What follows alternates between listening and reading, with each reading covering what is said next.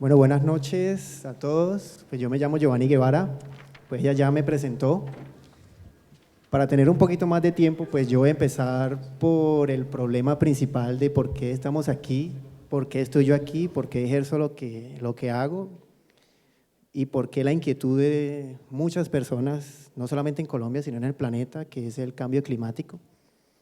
En general, y para explicarlo mucho más pedagógico, el cambio climático es simplemente como si estuviéramos encerrados en una caja de vidrio o en una casa de vidrio y estuviéramos haciendo un sancocho adentro, sin poder abrir las puertas, y cada vez se calienta más y más y más.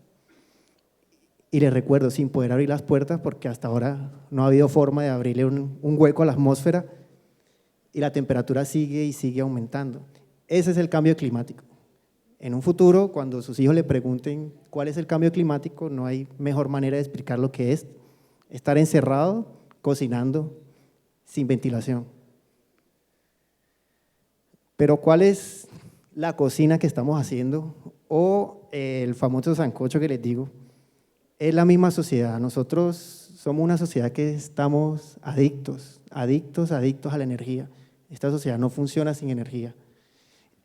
Nosotros, como vida humana, como vida sedentaria, ya llevamos 20.000 años y solamente los últimos 100 años es que hemos logrado toda la capacidad tecnológica, urbanística, multimedia, y no es porque el ser humano sea el más inteligente o sea el mejor, sino porque en el siglo XVIII se encontró con un milagro que es la energía fósil.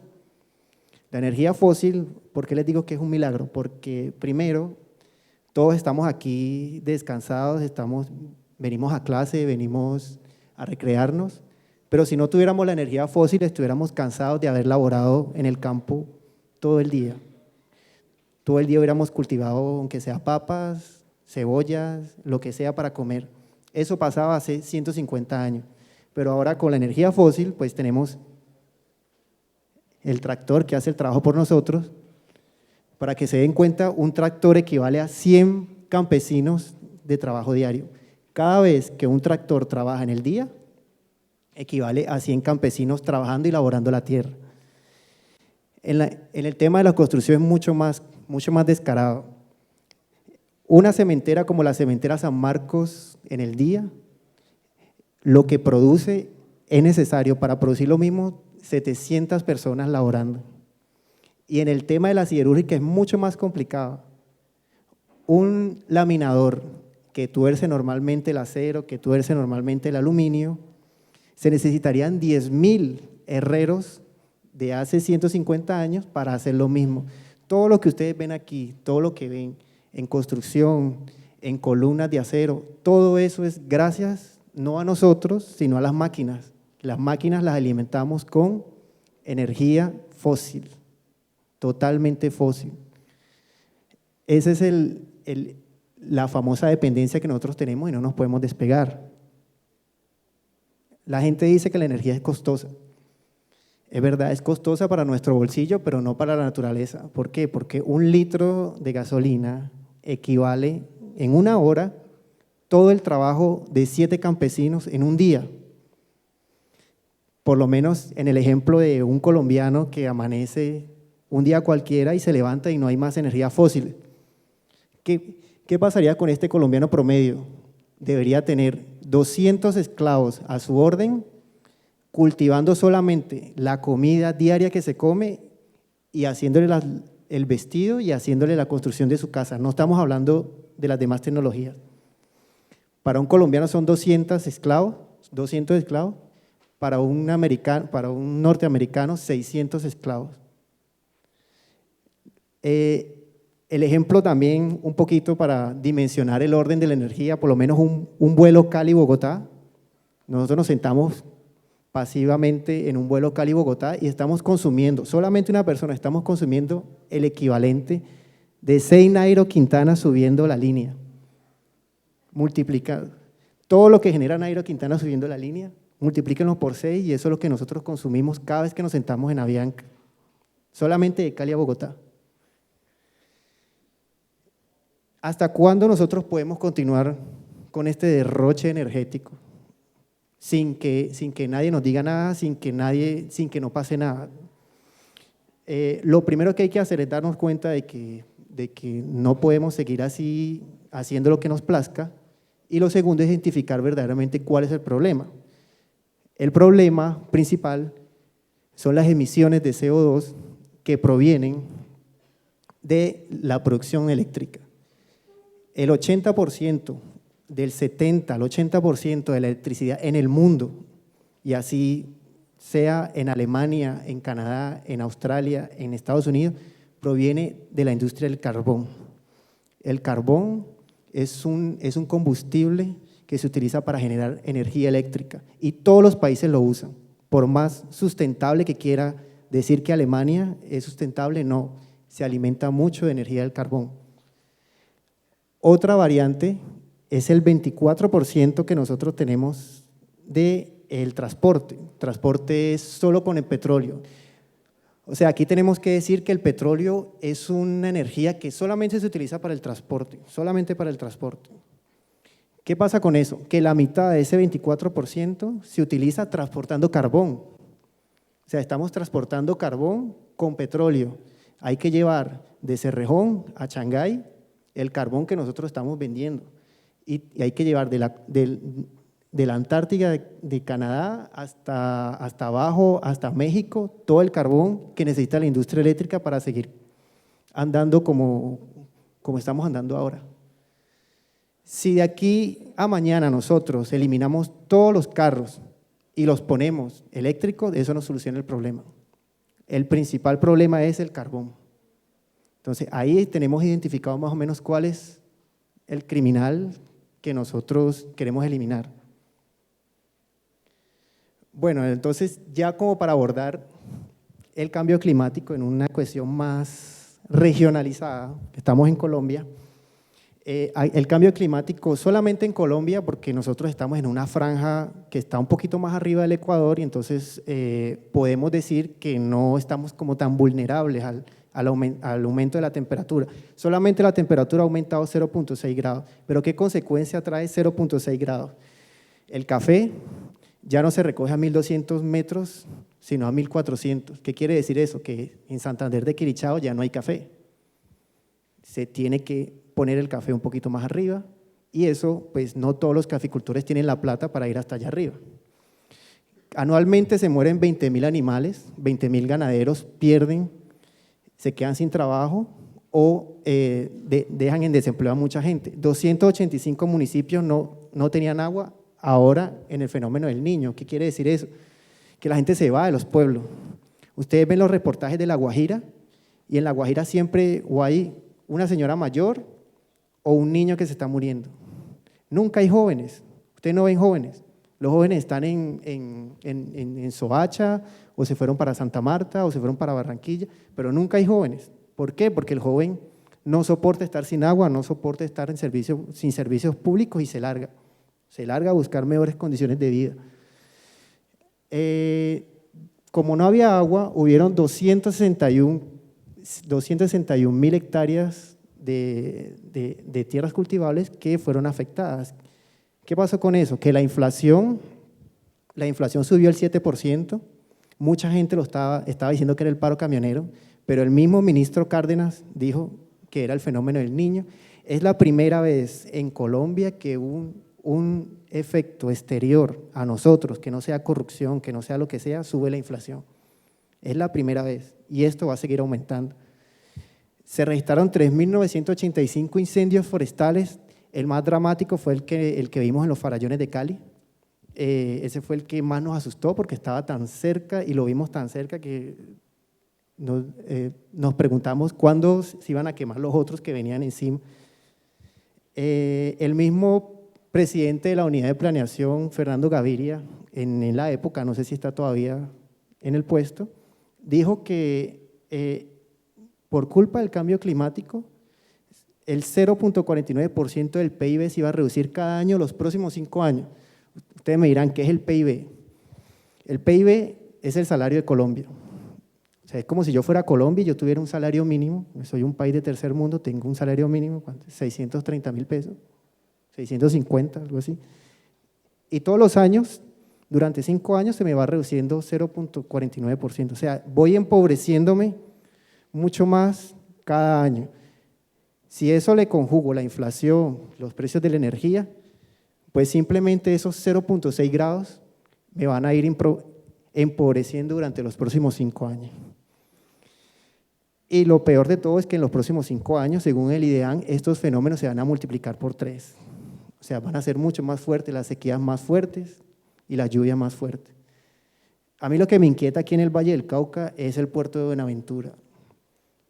En el 2045, según las cifras del GIEC, la ONU, todos los puertos tienen que estar preparados a un aumento de las aguas de 1 metro, sabiendo que eso se hace en marea baja. Ustedes, los que han ido a Buenaventura, saben que cuando sube la marea, pues muchas infraestructuras quedan inservibles en Colombia. Yo no sé cuando yo veo las propagandas en la televisión de las autopistas 4G y todas las… ¿Será que se están preparando para eso? ¿Será que saben que dentro de 20 años ya no habrá puerto de Buenaventura? ¿O va a funcionar muy poco? ¿Será que en Santa Marta, será que en Cartagena, todos los recintos turísticos que están pegados al mar, será que se están preparando para eso? Porque 20 años es poco, 20 años no es mucho, o 25 años. Ese es como lo que es el cambio climático en Colombia. Ya dejemos pues el contexto global, ahora les voy a explicar el contexto global que da mucho más miedo. Bueno, globalmente en el mundo no es 0,6 grados, sino 1 grado, o sea, mucho más grave. Nosotros sabemos que el clima, por lo menos los que trabajamos en la cuestión del cambio climático, sabemos que el clima hace y deshace civilizaciones. Mesopotamia pues desapareció por una sequía, Egipto también desapareció por una sequía, fue invadida por todos los pueblos que puso en esclavitud por la comida. Roma sufrió de las invasiones bárbaras y germánicas gracias a unas inundaciones que hubieron en el norte de Europa. La peste en medio de la Edad Media surgió por el frío que estaba haciendo en Europa en ese momento y la humedad mató casi que la mitad de la población. La Revolución Francesa fue por una sequía fría que hubo en el reino de Luis XVI. Y en estos momentos hay 2 imperios que están cayendo. Lo vemos frente a los ojos, lo vemos todo el tiempo en las noticias. Primero, la Unión Europea. Lo más grave que ni siquiera el desfalco de Grecia pudo hacer fue que Inglaterra salió de la Unión Europea de manera sorpresiva. Inglaterra, que es el Banco de Europa, es donde todo el mundo tiene los ahorros en Europa. Salió de la Unión Europea, ¿por qué? Por el Estado Islámico. Como ustedes lo ven ahí, el Estado Islámico es un producto de la guerra de Siria, que es un producto de las primaveras árabes, que es un producto de una sequía que hubo en el 2008, que fue la culpable de que la gente del campo emigrara a las ciudades, denunciara a los gobiernos corruptos y hiciera revueltas. Eso es un efecto directo del cambio climático. Otro imperio que se está desboronando, esta vez en California, es el imperio que todos amamos y adoramos y estamos enamorados, que es el imperio de la información, la multimedia, las aplicaciones, la web. ¿Por qué? Porque todo esto está en la Silicon Valley. California es un estado americano que está sufriendo la peor sequía del mundo. Ya lleva 6 años sin agua y se pronostica que va a durar durante 15 años más. ¿Cómo están sobreviviendo los californianos? Ustedes ven la foto allá, carros último modelo llenando agua, no llenando gasolina, llenando agua. ¿Cómo sobreviven ellos con el agua subterránea que tenían guardada desde hace 300 años? Eso se está acabando. ¿Y quién se está comiendo esa agua? Todos los data centers de Google, de Facebook, de Twitter, toda nuestra vida privada, todas las fotos, todos los Twitter que nosotros mandamos, se están comiendo el agua del estado de California, enfriando todos los data centers.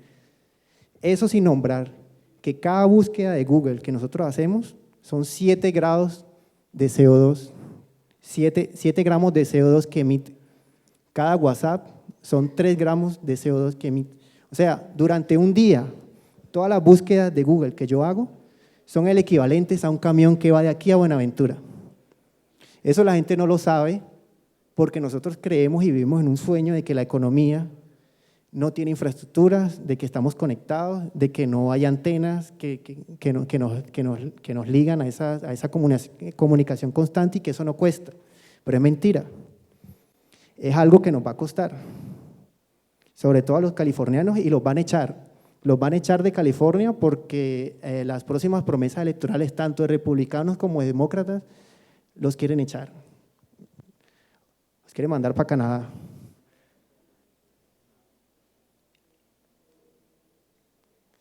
Bueno, sigamos con el tema.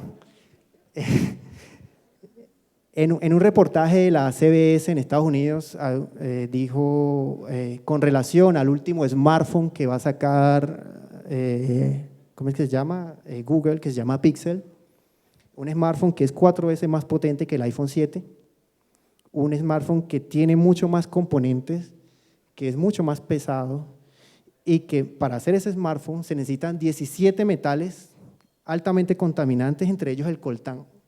El coltán, que es un metal de guerra, es un metal que solamente se consigue en el Congo belga y que ha inspirado las peores guerras civiles para poder que nosotros tengamos nuestros smartphones.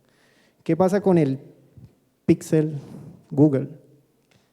Que el coltán ya no hay en el Congo.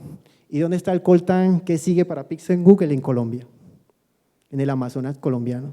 Si cada uno de nosotros se dedicara a la tarea de tener un Pixel Google, olvídense del Amazonas. O eligen o Amazonas o Amazon, alguna de las dos, pero las dos no se pueden tener.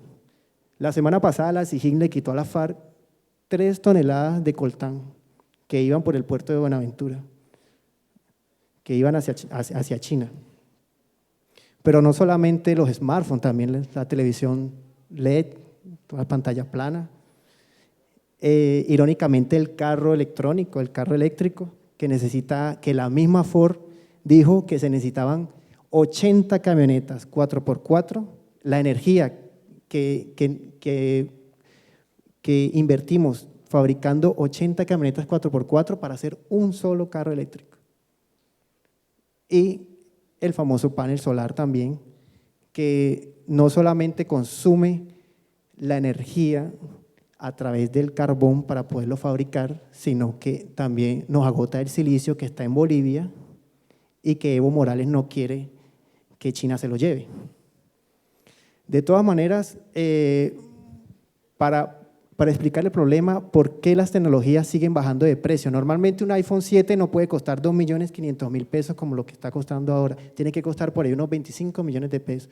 ¿Por qué cuesta tan poquito un iPhone 7? Por lo que está allá abajo. Y China es experta en eso, esclavizando a la gente, lo produce a partir de carbón. En Foxconn, que es la compañía que fabrica los smartphones, a la gente se les paga un salario de 100.000 pesos mensuales, menos que nosotros, 100.000 pesos mensuales, casi trabajando las 24 horas. Y por supuesto, para que todo eso venga acá, hay unos grandes ciudades flotantes que llaman los cargos, que tienen que traerlo y que consumen mucho diésel, mucha gasolina.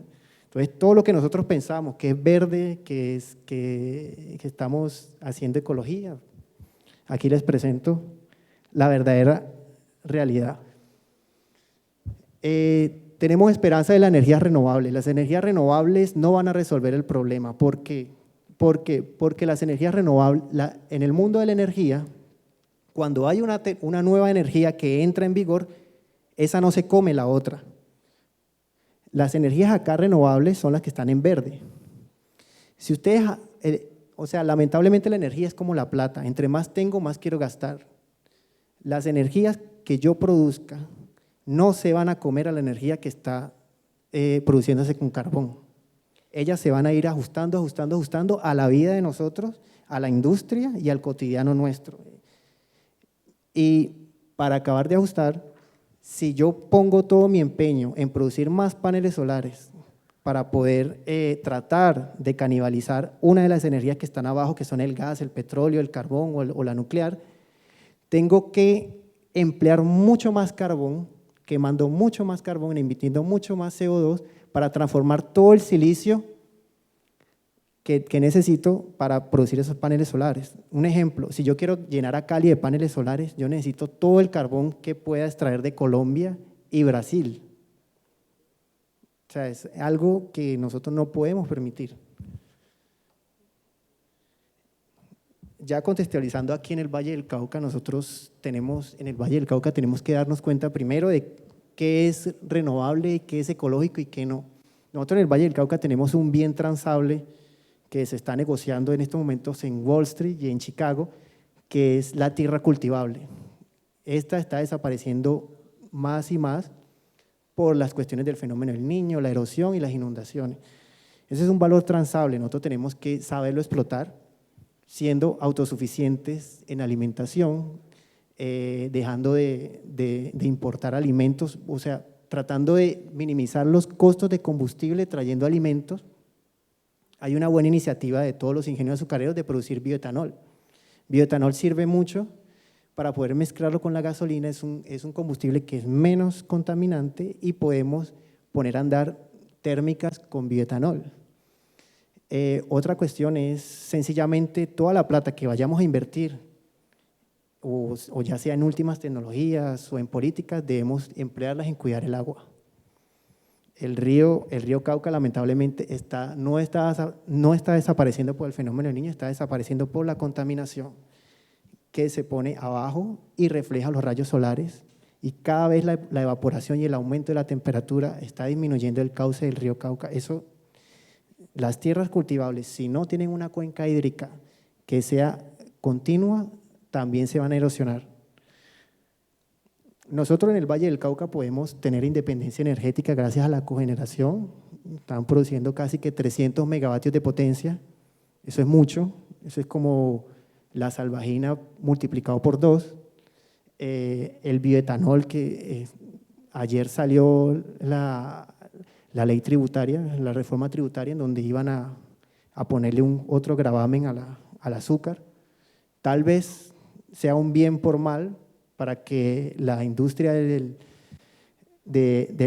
la caña de azúcar se vuelque a la generación eléctrica, la producción de filo de agua en EXA y biogás industrial de autoconsumo. Sabemos que en las avícolas de Bangladesh, de India y de Pakistán producen su propia energía gracias al estiércol, gracias a la gallinaza y la pollinaza, y eso lo podemos hacer aquí con Huevos Quique, que ya está montando una planta de biogás en Villarrica.